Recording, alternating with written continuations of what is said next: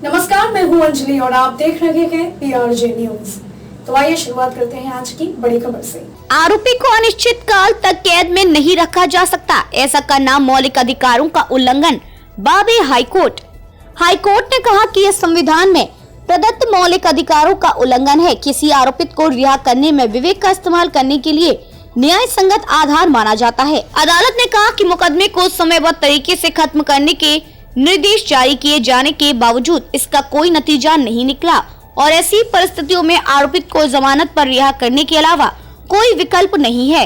Bombay high court ने दोहरे हत्याकांड के एक आरोपित को जमानत देते हुए कहा कि किसी व्यक्ति को मुकदमा लंबित रहने के कारण अनिश्चित काल तक कैद में नहीं रखा जा सकता, क्योंकि ये संविधान में निहित मौलिक अधिकारों का उल्लंघन है।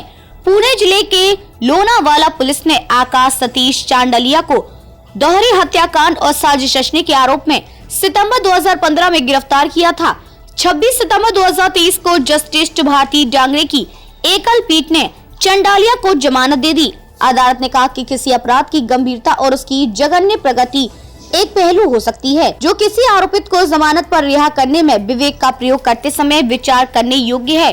साथ ही आरोपित को विचाराधीन कैदी के रूप में लंबे समय तक जेल में रखने के तथ्य को भी उचित महत्व दिया जाना चाहिए। मौलिक अधिकारों का उल्लंघन है। हाईकोर्ट ने कहा कि मुकदमा लंबित रहने के कारण किसी व्यक्ति को अनिश्चित काल तक हिरासत में नहीं रखा जा सकता।